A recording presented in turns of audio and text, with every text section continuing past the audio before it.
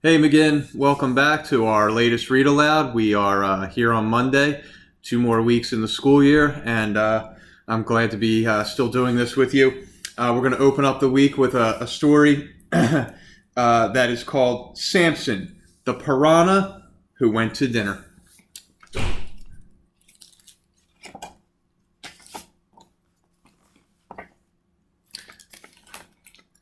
Samson was a rather adventurous fellow. While other piranhas stayed close to home, he wanted to explore far and wide. And while they stuck to the same old routine, Samson liked to get out and try new things. Excuse me, would you like to play a game of tennis? No. How about a trip upstream? No.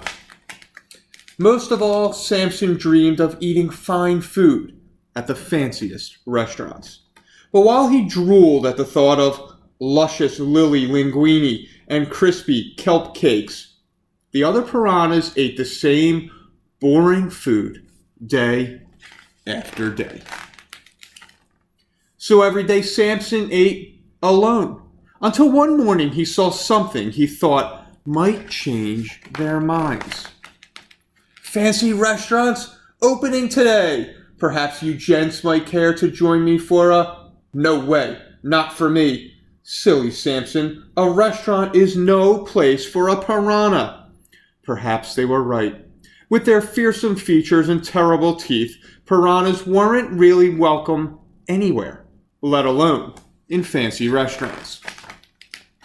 But he had to try.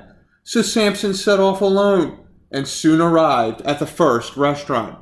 He smiled his friendliest smile and approached the waiter. Excuse me, sir.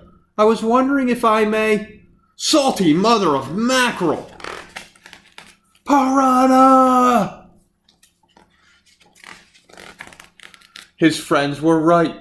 He couldn't get into a restaurant looking like a piranha, but maybe he could get in looking like something else. He would need a disguise. Samson checked his mustache and fluffed his eyebrows. He could almost taste the luscious lily linguine and the sizzling seaweed sausage.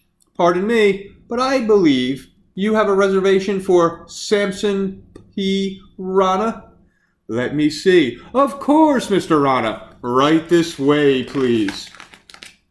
Samson peered eagerly into the restaurant, and when he saw the plates piled high with crispy kelp cakes and duckweed sauce, he couldn't help but smile a large, very piranha-like smile. Scaly Neptune's crab cakes! Piranha! Samson's smile disappeared as fast as the fish in the restaurant. He couldn't get into a restaurant, and he didn't fit in at home. Samson felt more alone than ever. There was only one more restaurant, one more chance for a fancy meal. This time he would make sure his costume was perfect. This is it, thought Samson. He nervously swam up to the final restaurant.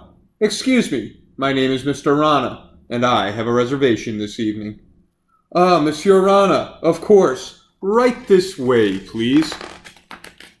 Would you like to sample some creamy crab souffle, or perhaps some crispy kelp cakes? Samson's mouth watered. Had he finally made it? Please, sir, allow me to take your hat. Samson couldn't believe it. His dream was about to come true. But just then, for the love of smoky sea bass, piranha! But this time, as fish scattered this way and that, taking their delicious kelp cakes and souffles with them, Samson realized he wasn't the only fearsome fish who wanted to dine out on fancy food. And with his new friends came a new idea. They would open their own fancy restaurant, one where the food was so good that this time it wasn't Samson wearing a disguise. So I hope you like that little fun story to open up our week. It's good for a laugh. And again, I'm looking forward to being with you the rest of the week. There's going to be a couple surprises later in the week, and I will talk to you soon. Have a great night.